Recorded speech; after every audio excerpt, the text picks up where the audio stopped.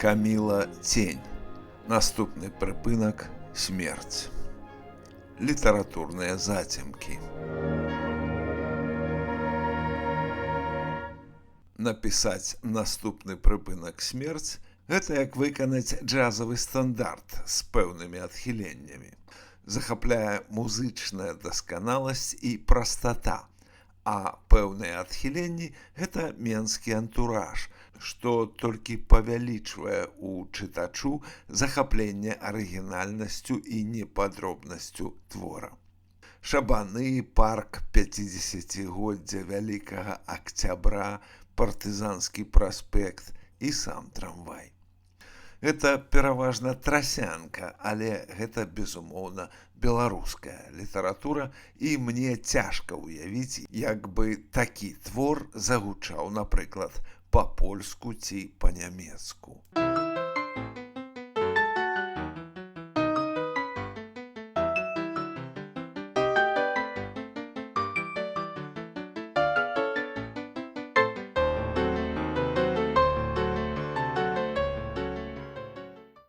Аўтар, дакладней, цень аўтара, па-майстэрску і ў тонкасцях выкарыстоўвае розныя моўныя пласты. Трасянку, беларускую літаратурную, расейскую мову. Скажам, чаму ў назве наступны прыпынак, а не як у папярэдняй кнізе «Я прыйду за табой у аўгусце». Адказ просты, таму што так аб'яўляюць прыпынкі праз гучнамоўнік у менскім транспарце. Хорошы від транспарта наш мінскі трамвай. Асобенна ў ноябры, часоў у 11 вечара. Чыста, суха, светла. Голас прыятны астаноўкі аб'яўляе. На чыстай беларускай мове. Канец цытаты.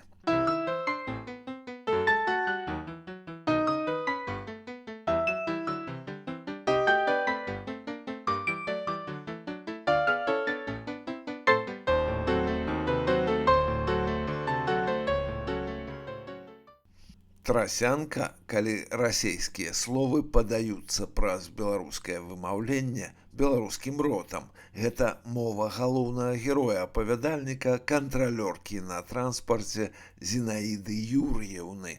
Трасянка можа бянтэжыць, але важна, што яна прадуманая, што запісаная паводле правілаў беларускай мовы і што падаецца як частка эвалюцыі чалавека, што ажыццяўляе пераход з расейскай мовы на беларускую. Зінаіда Юр'еўна сама пра гэта гаворыць у самым канцы кнігі ў размове з тэлефоннай махляркай.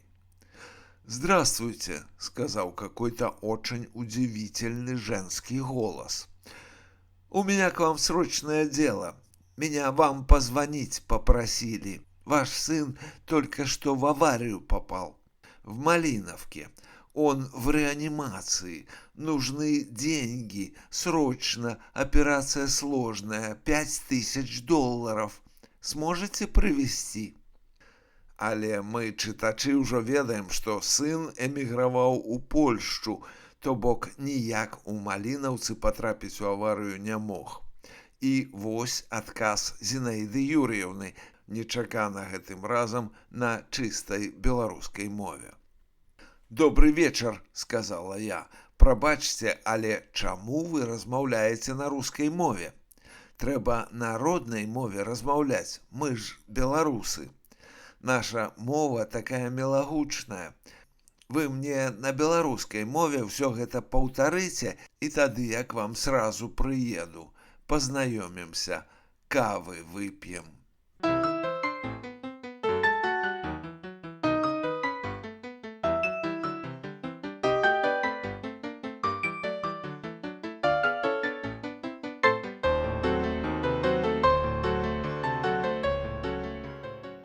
Увогуле гэта называецца ветлівы тролінг. Бадай сёння мала хто ім не карыстаецца ў размове з махлярамі. У кожным выпадку дасягаецца патрэбны вынік. Трубку сразу положили, резюмуя Зинаида Юрьевна, испугались. А між іншым, чаму махляры так палохаюцца беларускай мовы? Трасянка – гэта пераходны этап і адначасова утульны схоў, дзе за мову не караюць. І беларуская душа тут можа пачувацца камфортна і па-за палітыкай. Трасянка як дэкларацыя народнасці і нацыі, але ў выглядзе менавіта народнасці, а не нацыі. То бок пэўны дазволены народны ўзровень. Тады як уласна беларуская мова выглядала б як выклік для цяперашняй улады. Зінаіда Юрыеўна, якая карыстаецца трасянкай, перасыпае свае маналогі цытатамі з фільмаў і кніг для саліднасці і жывасці дачыненняў.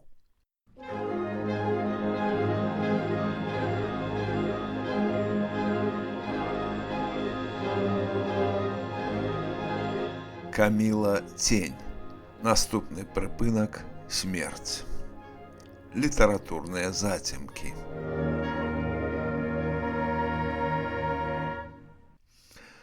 Багата талентамі наша беларуская зямля. Людзей неінтарэсных у міра нет, так яшчэ Амар Хаям пісаў. І зараз жа дзеліцца досведам, вядомым кожнаму з жыцця. Вода за воротник льется, а зонтик брать бесполезно. У руках зламаецца, як тростинка.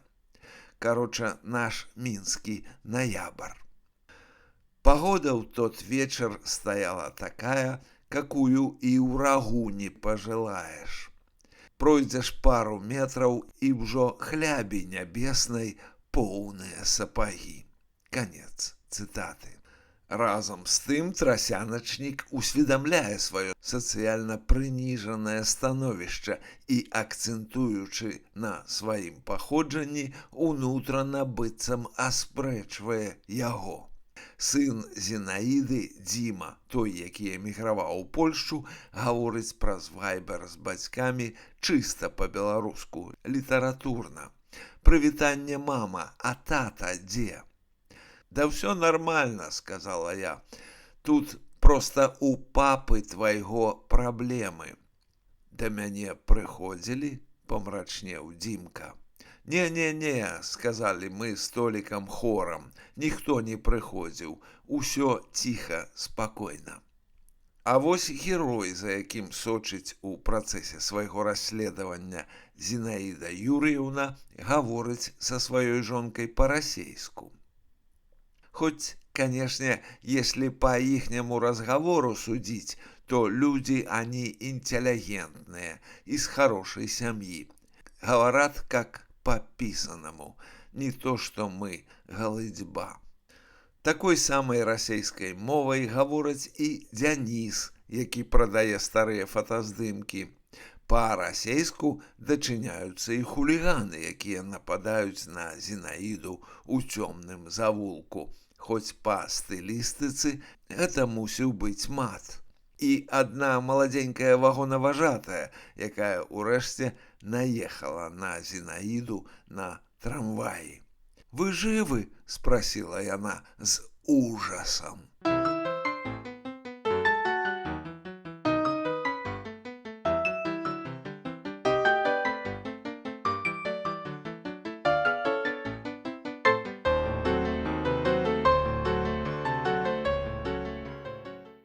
Гэты матыў сацыяльнага самавызначэння трасяначнікаў паўтараецца, напрыклад, і ў развагах пра завушніцу у вуху мужчыны.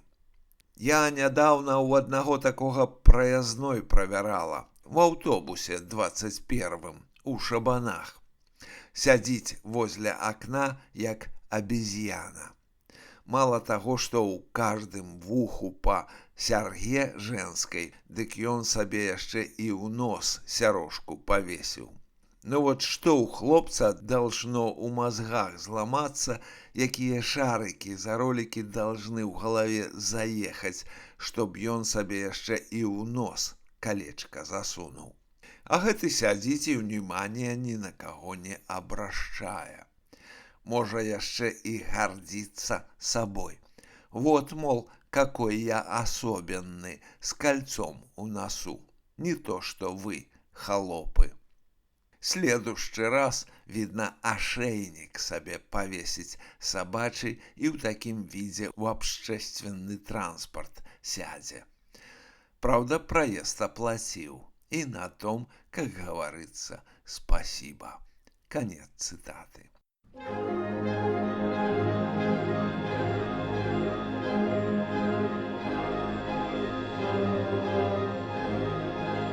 Каміла Цень. Наступны прыпынак – смерць. Літаратурныя зацемкі.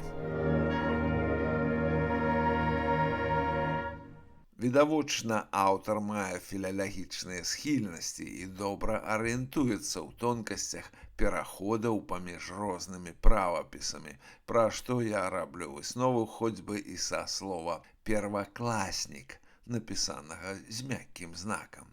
Можна меркаваць, што і светапоглядна аўтар беларускі чалавек і у наступным эпізодзе або імкнецца спрастанародзіць сваю гераіню-апавядальніцу, або шыфруецца для бяспекі, або іранізуе. Гаворка ідзе пра Менскі парк 50-годдзя Вялікага Кастрычніка і пра сына гераіні, які з'ехаў у эміграцыю. Димка мне все доказывал, что надо этот наш парк парком 25 соковика назвать. Марта, то есть. Праздник у них там какой-то. Забыла уже какой.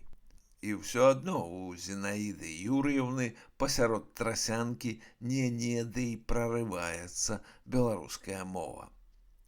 И такое у меня появилось чувство, что кто-то за мной из-за дярэўяў слядзіць. Пільнуе, як той казаў. Але факт той, што па-беларуску навокал амаль ніхто не гаворыць і перамагае мімікрыя пад усіх. Так камендантка інтэрнату расказвае Зінаідзе Юр'еўне пра забітага жыхара яе установы. Костя нормальный мужчина был. Ну как нормальный? Странноватый, конечно. Ну, во-первых, белорусская мова. Он почему-то народной белорусской мове говорил. Не знаю, у чем там была причина, но он старался только народной мове. Есть такие люди. Попадаются иногда. Конец цитаты.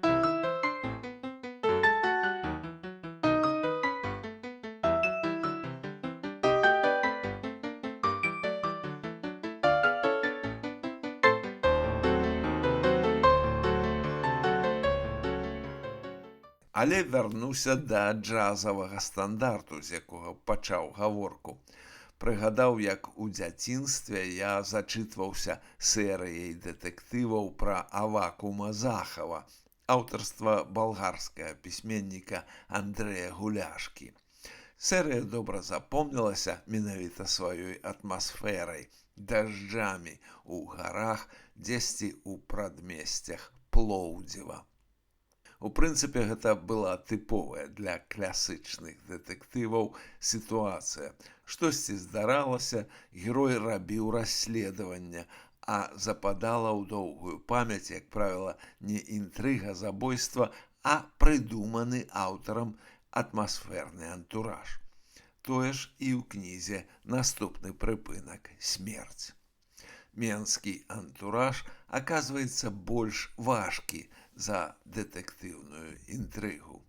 Метро, конечно, тоже полезное изобретение, но вот, положа руку на сердце, ну что ты у метро у окне увидишь? Самого себе хиба что. Есть и смотрись на себе, как у зеркала, до головокружения. Хоть увесь город насквозь проедь, ничего особенного не убачишь. А трамвай – другое дело.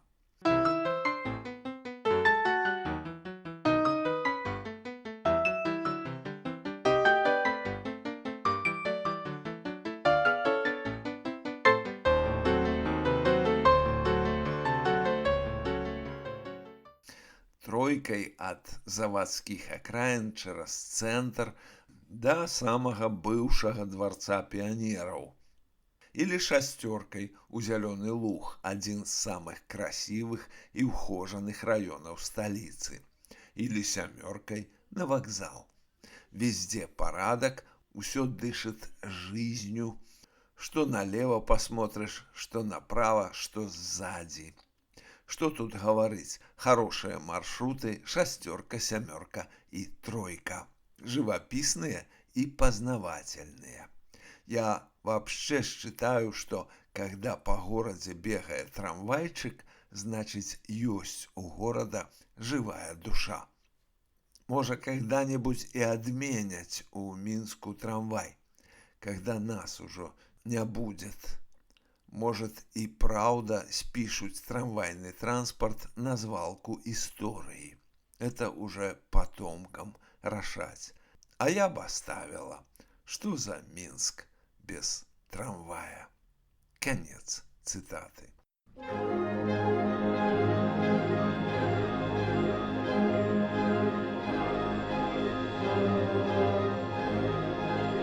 Каміла Цень. Наступны прыпынак – смерць. Літаратурныя зацемкі. Другое, што запамінаецца, галоўны герой – Джеймс Бонд. У нашым выпадку гэта сама кантралёрка ў транспарце Зінаіда Юр'еўна, максімальна адкрыты тыпаж у сацыяльным пляне. Па сутнасці гэта і ёсць Джеймс Бонд, працяг прыгодаў якога пасля смерці Яна Флемінга збіраўся пісаць Андрэй Гуляшкі, чаму, аднак, запярэчылі прадстаўнікі аўтара арыгінальнага Бонда. І свой Санчо Панса тут ёсць, доктар Ватсон, напарнік у кантралёрстве Гаркавы, украінскае прозвішча ад мянушкі картавага чалавека.